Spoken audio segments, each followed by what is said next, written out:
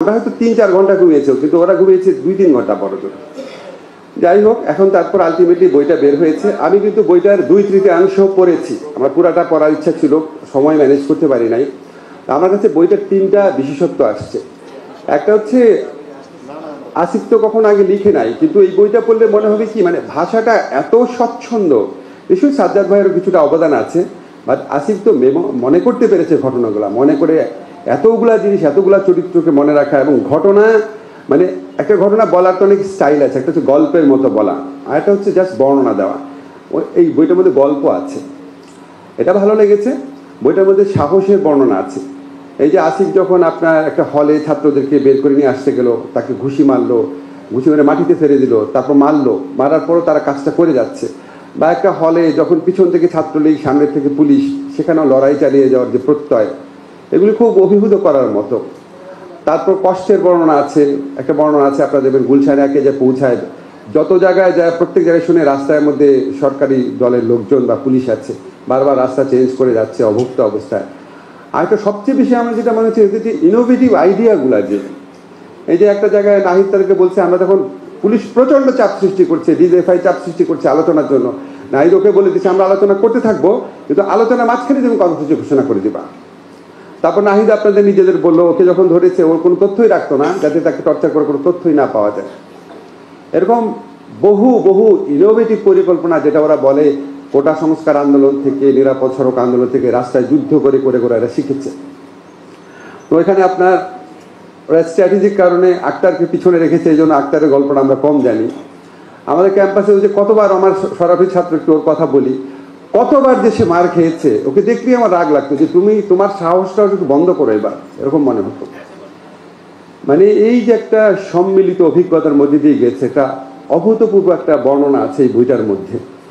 মানে এটা, আর আমার কাছে মধ্যে খুব অকপটে লিখেছে। আপনি এই বইটা পড়লে দেখবেন যে একজন সম্পর্কে সে লিখছে কার একটু সাহস কম, কে একটা মানে ভুল ডিসিশন নিয়েছিল, কে আন্দোলনকালে একটা আসিফের সাথে একটু তর্কই করলো, তর্কটা আসিফের অবস্থানটা ছিল সঠিক অবস্থানে, তারপর কোথায় কার মাথা থেকে কি আসলো, অনেক কিছু আসিফ অকপটে বলেছে। তবে এই বই যেটা একটা সীমাবদ্ধতা, আমি দেখি বইটা খুব সংক্ষেপে লেখা হয়েছে, স্বাভাবিক। আরো অনেক বড় করে লেখার কথা, সংক্ষেপ বুঝলাম কিভাবে।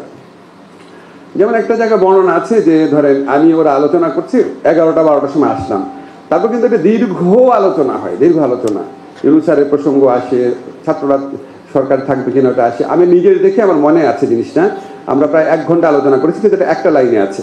এরকম এই বইতে আরো অনেক জায়গায় নিশ্চয়ই এরকম আছে। তো আসিফের পক্ষে এই বইটা লেখা একটা কাজ করেছে যেন ভুলে না যায়, এটা ধরে ধরে আরো বড় লেখা যাবে। আর এটা হচ্ছে কি, এই গল্পের মধ্যে কিছু চরিত্রের মানে উল্লেখও নাই, কিন্তু আমি চিনি চরিত্রগুলোকে। আমি একটা ঘটনা আপনাদের বলি। এখানে আসিফের বইতে একটা বর্ণনা আছে যে, ওদের আন্দোলনের সমর্থনে উদয়ন স্কুল আর ইউলাইভ স্কুলের ছাত্ররা, ওরা রাজু ভাস্কর্যে যায়, ওদেরকে পায় নাই, কারণ ওরা অন্য জায়গায় ছিল। সেখানে তারা ছাত্রলীগের সাথে মারামারি করে পিটায় তারা চলে আসে, ওদেরকে পায় নাই। এখন এই যে যারা গেল ওখানে, কোনো ছেলের নাম নাই, কারো নাম নাই, কিন্তু আমি ওদের একজনকে চিনি। ভয়ঙ্কর গল্প দেখেন, সে একজন শিক্ষকের ছাত্র, আমাদের ঢাকা ইউনিভার্সিটির শিক্ষকের, আমাদের ফিজিক্সের টিচার। একদিন হঠাৎ দেখি সে উদ্ভ্রান্তের মতো আমাদের বাসায় আসছে, বলে স্যার আমার সর্বনাশ হয়ে গেছে। কি হয়েছে? তার ছেলে রাজু ভাস্কর্যে গিয়ে ছাত্রলীগের সাথে মারামারি করেছে, মারামারি করার পর তার কয়েকটা বন্দুক প্রচণ্ড আহত হয়েছে।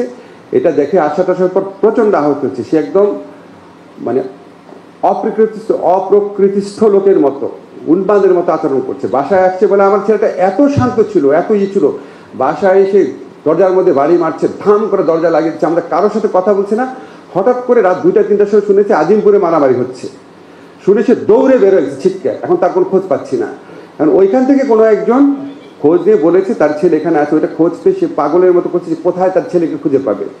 এখন এই যে ছেলেটা, আমি কিন্তু ওর নামও ভুলে গেছি, তার বাবার যে কষ্টটা, তার ছেলেটাকে রাত্রেবেলা সে হারায় নাকি, ঢাকা ইউনিভার্সিটির একটা স্টুডেন্ট, ওই ছেলেটার ব্লাড ক্যান্সার হয়েছিল। অনেক কষ্ট করে তার বাবা সমস্ত সম্পত্তি যা জমা আছে সমস্ত কিছু বিক্রি করে ছেলেটার চিকিৎসা করিয়েছিল। সেই ছেলেটাকে সে রাত্রে ফেরত পাবে নাকি, এই যে তার যন্ত্রণা, এই যে তার কান্না, এই যে তার ছোটাছুটি, এরকম কত যে গল্প আছে। আমার মনে আছে একবার ইউনূস স্যারের বাসার কাছে আহত ছাত্ররা ঘেরাও করেছিল। গভীর রাতে আমি, আসিফ, নাহিদ আমরা যে গিয়েছিলাম, ওই দিন আরও আগে আরেকদিন ছিল, ঘেরাও করেছে। যখন রাত্রেবেলা আমি ছুটে গেলাম, যাওয়ার পর ওখানে আহত ছেলেদের সাথে কথা বলছে, তখন একটা ছেলে একটা গল্প বললো, স্যারের সামনেও বললো ঘটনাটা। অদ্ভুত একটা গল্প। বলে তারা একটা জায়গায় যখন ফাইট করছিল, ফাইট করার পর তারা একটা দেয়ালের বা গাছের আড়াল থেকে বের হয়ে আসতো। বের হয়ে আসলে পুলিশ তাদেরকে গুলি করতো, গুলি করার সাথে সাথে আবার তারা আড়ালে চলে যেত। আমরা কেন করতাম? বলে এই জন্য করতাম যেন পুলিশের গুলি শেষ হয়ে যায়। যখন আমরা দেখতাম আড়াল থেকে বের হইলে পুলিশের গুলি করে না, তখন আমরা আগাতাম। তা আমি বললাম এইভাবে যদি বের হতো তোমাদেরকে মারা যেত না? বলে হ্যাঁ স্যার, মারা যেত। আমার সাথে তো 3-4 জন মারা গেছে। আমি আজ চিন্তা করতে পারি না, আমার মনে আছে আমি যখন বিচিত্রায় চাকরি করতাম, আমি মুক্তিযুদ্ধের গল্প শুনতাম, আমার কাছে অবিশ্বাস্য মনে হতো যে মানুষের তো সাহসী হয় কীভাবে। তো আমি ওই ছেলেটার গল্পখানে আরও অনেকগুলা গল্প ছিল, প্রত্যেকটা গল্প এরকম অবিশ্বাস্য গল্প। তো নাহিদ একটা জিনিস বলেছে যে এই মানে জুলাই আমাদের প্রত্যেকের গল্প। আমি আপনাদের কাছে প্রসঙ্গক্রমে রিকোয়েস্ট করে রাখি, আমাদের যে ছেলেগুলো আহত হয়েছে তারা অনেকে ফাইট করে আহত হয়েছে। আপনি একটু তাদের গল্পের একটা বই করেন সাজ্জাদ ভাই। একদম মানে জুলাই শুধু ট্র্যাজেডির গল্প না, জুলাই বিজয় আর সাহসেরও গল্প। এই গল্পগুলো আমাদের সবার জানা থাকুক। তা আমার কাছে যেটা মনে হয়েছে, নাহিদ বলছিল যে আমাদের প্রত্যেকেরই একটা করে গল্প আছে, প্রত্যেকেরই একটা গল্প আছে, অনেক ডিটেইল গল্প আছে। তা আমরা সবসময় নাহিদকে ভালোবাসি, আসিফকে ভালোবাসি, মাহফুজকে ভালোবাসি, রিফাতকে ভালোবাসি। আমি একটা জিনিস আমার সবসময় মনে হচ্ছে, এরকম নাহিদ, আসিফ, রিফাত আরও অনেক আছে। তাদের কেউ মরে গেছে, তাদের কেউ আহত হয়ে গেছে, তাদের কেউ কষ্ট নিয়ে বুকে কষ্ট নিয়ে বেঁচে আছে।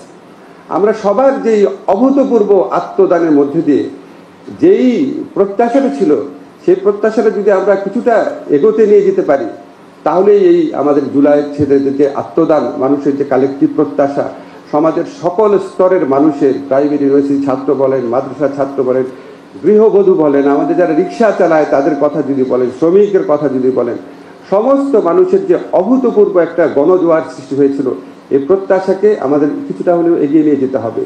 আমাদের এই রাষ্ট্র ব্যবস্থার কিছু সংস্কার করতে হবে।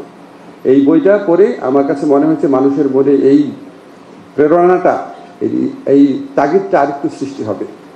একটা কথা বলি শেষ রাখি, এই ধরনের বই লেখার প্রয়োজন আছে। আমার জানা মতে এই বইয়ের মধ্যে একটা তথ্য মিথ্যা না, ভুল হতে পারে। আমার কথা বলেছে আমি 11টা-12টায় গেছি, আসলে হয়তো গেছি 12টা-1টায়, but these are very minor. কিন্তু আমাদের এখানে এখন যে মিথ্যার চর্চা শুরু হয়েছে, আনবিলিভেবল, যে যাকে পারে ইচ্ছা মতো মিথ্যা কথা বলতেছে। এবং মিথ্যা কথা বলার ক্ষেত্রে সবচেয়ে দুঃখজনক, মানে আমাদের নিয়ে যখন বলে ঠিক আছে বলুক, কত বলবে, কিন্তু যখন আমরা দেখি আমাদের জুলাই গণ-অভ্যুত্থানে যারা অগ্রসারীর নেতা ছিল, তাদেরকে দিয়ে যখন অবাধ মিথ্যাচার চলে, জঘন্য মিথ্যাচার চলে, তখন আপনাদের মনে রাখতে হবে এটা জুলাইয়ের শত্রুদের কাজ।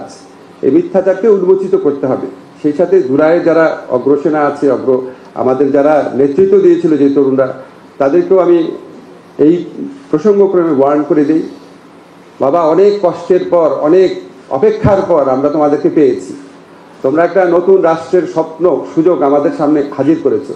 ইনফ্যাক্ট 90 সালেও এরকম অবস্থা সৃষ্টি হয়নি, 71-এর পর প্রথমবারের মতো। এরকম সুযোগ 50 বছর পর আসছে, আবার হয়তো 50 বছর পর আসবে। তোমরা অনেক বড় বড় দায়িত্ব পালন করেছো, কিন্তু আরও বড় দায়িত্ব পালন বাকি আছে। 71-এ আমরা যে সুযোগ নষ্ট করেছি, তোমরা সেই সুযোগটা নষ্ট হইতে দিও না। তোমরা আমাদের জুলাইয়ের নেতা ছিল, আরো অন্তত 5-10 বছর আমাদের নেতা থেকে আমাদের রাষ্ট্রকে একটা কাঙ্ক্ষিত গন্তব্যে পৌঁছে দিও, এটাই আমার প্রত্যাশা। If you enjoyed the video, make sure to leave a like and subscribe the channel.